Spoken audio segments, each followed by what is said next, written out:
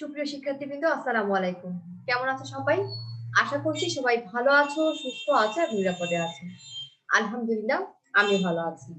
তো সুপ্রিয় শিক্ষার্থীবৃন্দ, আমরা ইতিমধ্যেই জেনে নিয়েছি কিভাবে ল্যাপটপ ব্যবহার করে আমরা HTML পেজ তৈরি করছি এবং মোবাইল ব্যবহার করে কিভাবে HTML কাজটা করতে হয়। তারই ধারাবাহিকতায় আজকে আমরা কাজ করব HTML এলিমেন্ট এর হচ্ছে গিয়ে তোমার হেডার সম্পর্কে। তো সাধারণত আমরা এখন চলে যাব স্ক্রিনে এবং স্ক্রিনে চলে যাওয়ার আগে অবশ্যই তোমাদেরকে বলবো যদি ভিডিওগুলো ভালো লাগে অবশ্যই বন্ধুদের সাথে শেয়ার করবে এবং আমাদের চ্যানেলটিকে সাবস্ক্রাইব করে পাশে থাকবে আশা করছি। তো চলো চলে যাচ্ছি আমরা আমাদের স্ক্রিনে।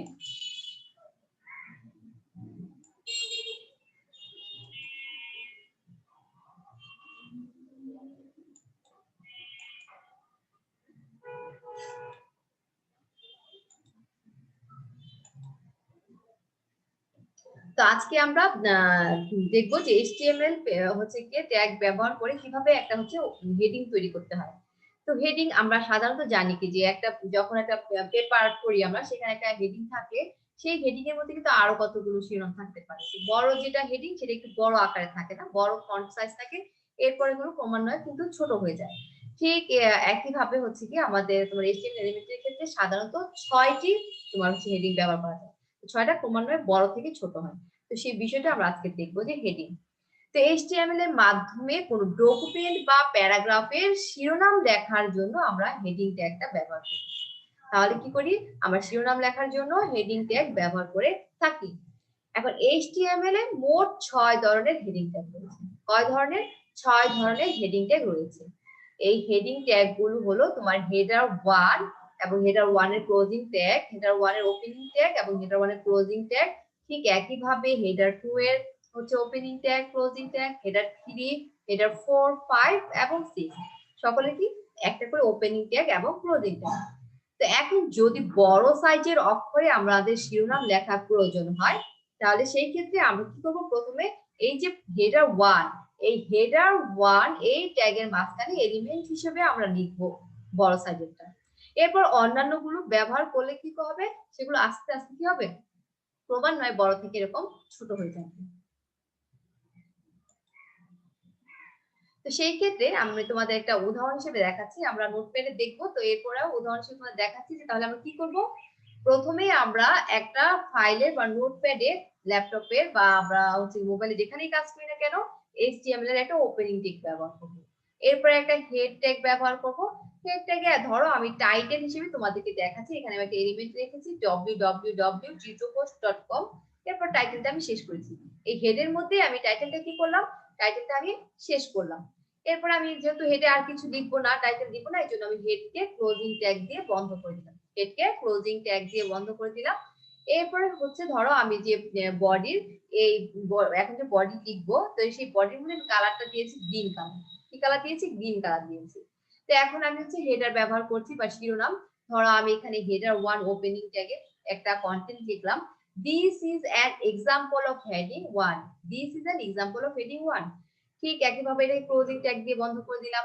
হেডার 2 তে লিখলাম this is an example of heading 2। Heading তারপর হচ্ছে হেডার 2 দিয়ে বন্ধ করে দিলাম। হ্যাঁ, শেষ ট্যাগ ব্যবহার করলাম।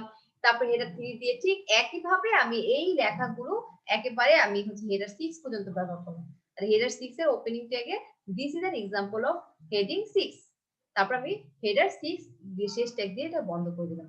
তাহলে আমি বডিতে আর কিছু হচ্ছে গিয়ে ট্যাগ করব না। আমি বডিতে যেহেতু এখানে শেষ, এজন্য আমি বডিতে আবার কি করছি? শেষ ট্যাগ দিয়ে আবার এটাকে আমি ক্লোজিং করে দিলাম। এরপরে আমার HTML এ আজকে আর কোনো ধর এখানে কাজ করব না।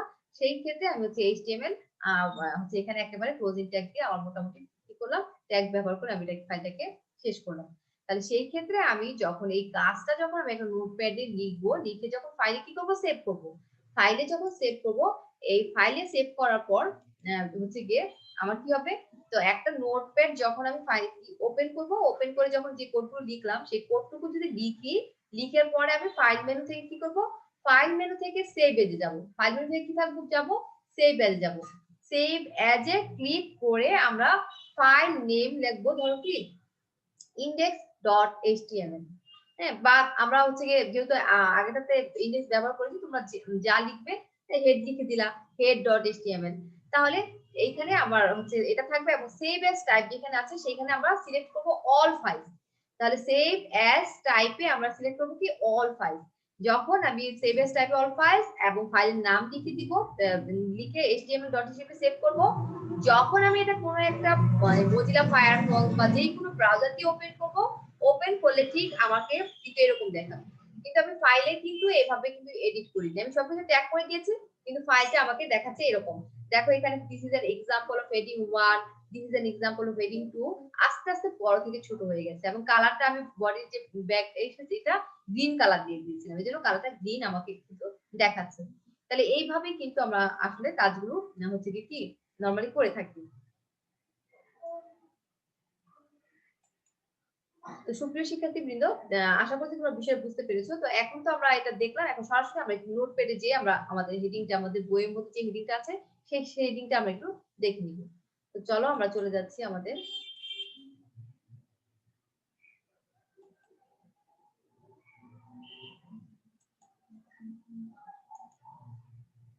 তো আমরা কি করবো, আমরা হচ্ছে কি নোটপ্যাডে চলে যাচ্ছি। এখানে আমরা কি লিখবো, নোটপ্যাড, তাই না? সার্চ করে নোটপ্যাড লিখবো, নোটপ্যাড চলে আসছে আমাদের। তাহলে চলে গেলাম আমরা নোটপ্যাডে। তাহলে এই যে নোটপ্যাডে আমরা চলে গেলাম, দেখো তাহলে সেই ক্ষেত্রে যে আমি কি করবো, তাহলে আমি ফাইলে যাব। প্রথম কোথায় যাব, ফাইলে যাব। তো আমি হচ্ছে যে যদি আমি তো এখন যদি লিখতে যাই, লিখতে কি আমাদের অনেক সময় লাগবে। তাই আমি বই দেখে দেখে জাস্ট তোমাদের উদাহরণ হিসেবে কোডগুলো নোটপ্যাডে দেখাচ্ছি। তো এখানে দেখো আমি ফাইলে যাচ্ছি, আমাকে কি করতে হতো, আমি গত ক্লাসে দেখেছি আমার যেটা আমাকে ট্যাগ করতে হবে সেটা আমি একটা ফাইলের মধ্যে লিখবো। লেখার পর ফাইল থেকে আমি সেভ পেজে যেয়ে সেভ করব, এক্সটেনশন হিসেবে HTML ব্যবহার করব এবং ফাইলের যে কোনো একটা নাম দিয়ে দিই এবং এটাকে আমি অল টাইপস ফাইলে কি করব, এটাকে আমি রেখে দিব। পরবর্তীতে যখন আমি একটা ব্রাউজার দিয়ে ওপেন করব, ওপেন করলে আমি আমার কাঙ্ক্ষিত ওয়েব পেজে আমার সেই পৃষ্ঠাটা কিন্তু ওইভাবেই দেখতে পাবো যেভাবে আমি ট্যাগ করব। তাহলে সেই ক্ষেত্রে আমি তোমাদের যে হেডিং এর যে ফাইলটা সেটা আমি আগে এডিট করে রেখেছি তোমার সময়টাকে সেভ করার জন্য। তাহলে আমি ফাইলটাকে এখন ওপেন করবো কিভাবে, আমি চলে যাব ওপেনে। হ্যাঁ, তাহলে আমি ফাইল থেকে চলে যাচ্ছি কিসে, ওপেনে। তাহলে ওপেন করলাম। তো ওপেন আমার এটা কোথায় আছে, অল টাইপস এ। এই যে টেক্সট ডকুমেন্টস এর এখানে দেখো এখানে একটা চিহ্ন আছে, সেখানে চলে যাব অল টাইপস এ। তাহলে আমরা ফাইলগুলো কোথায় রাখবো, অল ফাইলস এ রাখবো। তাহলে অল ফাইলস এ যখন আমি রাখলাম, সেইখানে হচ্ছে আমি আগে থেকে যেহেতু কাজ করে রেখেছিলাম তোমার হেডিং, তো হেডিংটাকে, তো সেই হেডটাকে আমি সেই হেড ফাইলটাকে আমি এখন ওপেন করব। তাহলে সেই ফাইলটাকে আমি ওপেন করলাম। তো দেখো এখানে কিন্তু আমি আগেই হচ্ছে তোমাদের ফাইলটা হচ্ছে কোডগুলো লিখে রেখেছিলাম। তাহলে আমি জাস্ট দেখো যে আমরা যেভাবে বই কোডে কোডটা টাইপ করেছিলাম, ওপেনিং ট্যাগ ব্যবহার করে ডক টাইপ HTML এর একটা ডকুমেন্ট আমরা ব্যবহার করেছি। তো HTML এর হেডে আমরা টাইটেল ব্যবহার করেছিলাম HTML হেডিং। হ্যাঁ, এক্ষেত্রে আমি হেডের টাইটেলটা কি লিখেছি, HTML হেডিং। তা টাইটেল ক্লোজিং ট্যাগ করে দিয়েছি। এরপরে হেড, যেহেতু হেডে আমি আর কিছু ট্যাগ করব না, এই জন্য আমি হেডটাকে কি করেছি, ক্লোজিং ট্যাগ দিয়ে আমি বন্ধ করে দিয়েছি। এরপর হচ্ছে বডি। তো বডিতে আমি হচ্ছে হেডার গুলো ব্যবহার করেছি, 6টা হেডার আমরা জানি সাধারণত। তো হেডার 1 এ আমি লিখেছি দিস ইজ হেডিং 1। তারপরে হেডার 1 কে ক্লোজিং ট্যাগ দিয়ে বন্ধ করে দিয়েছি। হেডার 2 কে এভাবে ঠিক একইভাবে দিস ইজ হেডিং 2 লিখে বন্ধ করে দিয়েছি।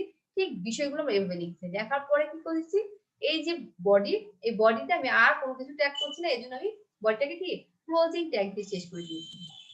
এরপর কি আছে আমার HTML। তারপরে HTML আমি ক্লোজিং ট্যাগ করে ফাইলটাকে আমি কি করেছি, সেভ করেছি।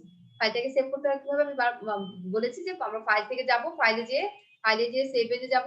সেভ পেজে যাওয়ার পরে সেই সেভ পেজে আমরা হচ্ছে এখানে হেড লিখেছি। তাহলে আমরা হেড হিসেবে ব্যবহার করেছিলাম এবং .html দিতে হবে। এবং সেভ এস টাইপে আমরা যেটা দিব, সেভ এস টাইপ হচ্ছে আমাদের কি হবে, অল ফাইল। সেভ এস টাইপে যেটা হবে অল ফাইলস, আমরা অল ফাইল সিলেক্ট করব। সবসময় অল ফাইল সিলেক্ট করব। তাহলে কিন্তু অল ফাইল সিলেক্ট হয়ে গেছে অলরেডি। তাহলে এটা আমরা সেভ এজে অল ফাইল হিসেবে আমরা, তো যেহেতু আমার এটা আগেই রিপ্লেস মানে অলরেডি আগে করে রেখেছি, এজন্য আমার কাছে জানতে চাচ্ছে যে অলরেডি এটা আছে, আপনি কি সেই নামে সেভ করতে চাচ্ছেন। তাহলে ইয়েস। তাহলে দেখো যে আমরা কিন্তু এইভাবে এটা দেখলাম। এখন এটাকে যখন আমরা একটা ব্রাউজার দিয়ে ওপেন করব তখন সেটা কেমন দেখাবে সেটা আমরা একটু দেখি। তাহলে সেটা যখন দেখবো আমরা, তাহলে আমরা কি সেভ করেছি, কি নামে সেভ করেছি, আমি হেড নামে। তাহলে আমার হেড হচ্ছে কিটা আমি খুঁজে বের করে এই দেখো সেভ করেছি এখানে। তাহলে এখানে ক্রোম ব্রাউজারটি আমি হেডটাকে দেখছি। তো দেখো এখানে আমরা যেটা ব্যবহার করেছিলাম, যেখানে টাইটেল ব্যবহার করেছিলাম কি HTML হেডিং, টাইটেল লিখেছিলাম কি HTML হেডিং। তাহলে আমি টাইটেল হিসেবে যেটা লিখলাম সেটা কিন্তু আমাকে দেখাচ্ছে। এবং তার আগে ছিল আমার কি মাই ফার্স্ট এইচটিএমএল ডক। হ্যাঁ, এবং এটা হচ্ছে গিয়ে তার আগেটা আমি এটা এখন যেহেতু ক্লোজ করি এটা এখানে দেখাচ্ছে। এটা এরপর হচ্ছে গিয়ে দেখো যে এইচটিএমএল হেডিং, তাহলে হেডিংটা কিন্তু আমাকে এখন দেখাচ্ছে। তাহলে এই যে হেডিংটা কিভাবে দেখাচ্ছে দেখো আমার টাইটেলের মধ্যে এই বডিটা দেখাচ্ছে this is heading number 1, heading 2, heading 3, 4, 5, 6। তাহলে এইভাবে কিন্তু ছোট করে এরকম দেখাচ্ছে, তাই না? তাহলে এই সেম কাজটা কি আমরা কিন্তু মোবাইলেও করতে পারবো, তাই না? তাহলে মোবাইলেও কেউ করে কিন্তু আমাদের হচ্ছে গিয়ে আমরা ওয়েব হচ্ছে একটা এইচটিএমএল ওয়েব পেজ কিন্তু এভাবে তৈরি করতে পারি। তো আশা করছি সুপ্রিয় শিক্ষার্থীবৃন্দ তোমাদের বিষয়টা মোটামুটি ক্লিয়ার হয়ে গেছে, কিভাবে আমরা হচ্ছে গিয়ে হেডিং তৈরি করবো এবং হেডিং জিনিসটা কি সেটা কিন্তু আশা করছি তোমাদের ক্লিয়ার হয়ে গেছে। তাহলে আমরা চলে যাচ্ছি, এটাকে ক্লোজ করে দিচ্ছি আমরা, ঠিক আছে? তাহলে আমরা ক্লোজ করে দিলাম। তো সুপ্রিয় শিক্ষার্থীবৃন্দ, আশা করছি বিষয়গুলো তোমাদের কাছে সহজ বোধগম্য হচ্ছে এবং ক্লাসগুলো তোমরা যদি রেগুলারিটি মেনটেন করো, মানে হঠাৎ করে একটা দেখলে বুঝতে পারবে না, পিছন থেকে যদি মেনটেন করে আসো তাহলে আশা করি তোমরা খুব সহজে বুঝতে পারবে। আজকে এই পর্যন্ত থাকবে, ভালো থাকো, সুস্থ থাকো, আল্লাহ হাফেজ, আসসালামু আলাইকুম।